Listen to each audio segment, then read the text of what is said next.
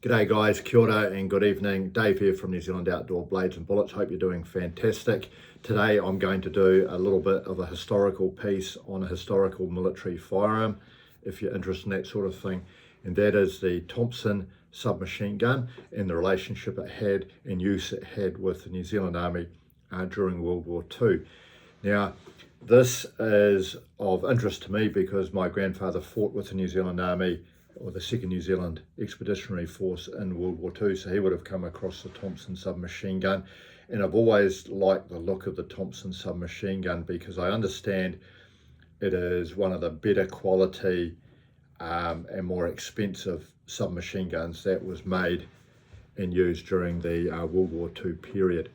Now, just a little bit of history around the Thompson submachine gun. It was designed by United States just towards the end of World War I, and so it was one of the early submachine guns. Very high quality submachine gun. There are a lot of different models, so I won't go into different models, but one thing that really stands out about the Thompson submachine gun to me compared to other submachine guns is it is made out of milled steel, whereas a lot of the other submachine guns are made out of pressed steel, which is much cheaper. The Thompson was made out of milled steel, which made it a lot more solid, arguably higher quality.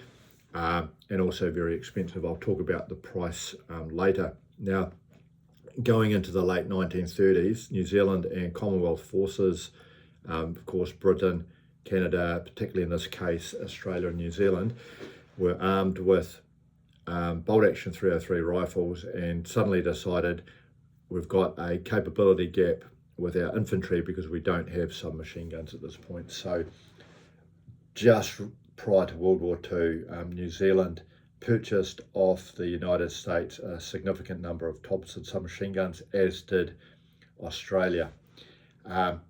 Exactly how many New Zealand purchased, I'm not aware of, but it wouldn't surprise me.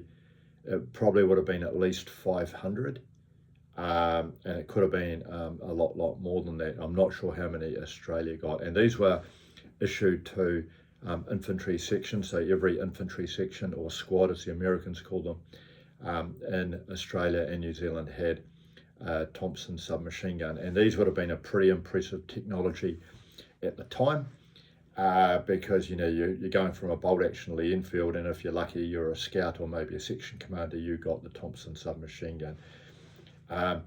Milled steel, recoil or blowback action, very heavy. About 11 pounds loaded. That's pretty heavy for a submachine gun, and it fires the 45 ACP rather than the 9mm, so this is a big heavy round. The first ones came along had the 50 round drum mags, but soldiers didn't like them much because they rattled. Occasionally they had jams and they were very heavy, so you typically saw the soldiers in Australia and New Zealand with the 20 round stick magazines. Now the price is really interesting, so partly because of the quality and the fact they are made out of milled steel, in today's dollars, the cost to the New Zealand Army in purchasing these was over 4,000 New Zealand dollars per gun, for 4,000. That's a lot of money, and the ammunition was also very expensive. I was told that it costs the equivalent of 3 New Zealand dollars in today's terms for just one 20 round box of the 45 ACP. So this was a considerable investment for New Zealand and especially in Australia.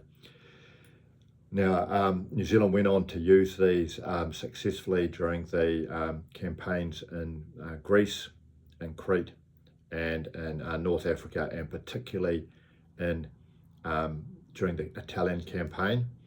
Towards the end of the Italian campaign, due to the cost and logistics issues with purchasing and resupplying them, the New Zealand forces went, I understand, to the British-made Sten submachine gun, which was a little bit lighter, a lot cheaper, and fired the 9mm. Probably wasn't as good a quality as a Thompson. The Australians also used these extensively, notably during the Kokoda campaign against the Japanese, and they found them very effective because they were fighting the Japanese at very close range, and you had this automatic weapon firing a heavy 45 ACP. So they proved to be very, very popular with the Australian troops. And the Australian troops, due to the cost and logistics problems and resupplying 45 ACP, eventually developed their own submachine gun called the Owen, which was cheaper and more readily available than the Thompson, arguably maybe not quite as good a quality.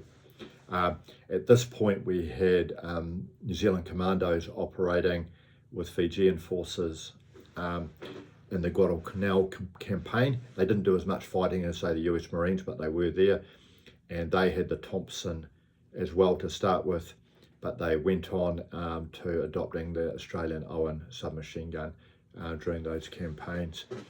And then at the end of World War II, in about 1946, something really bad happened. The New Zealand government decided to get rid of these Thompson submachine guns, and they got 400 of them, and they dumped them in Cook Strait. They took them out to sea, and they dumped them in the sea to get rid of them, which makes me want to cry, because they could have at least given a few to the military and kept them in their armories for training, historical purposes, etc. But no, they dumped the whole lot into the sea.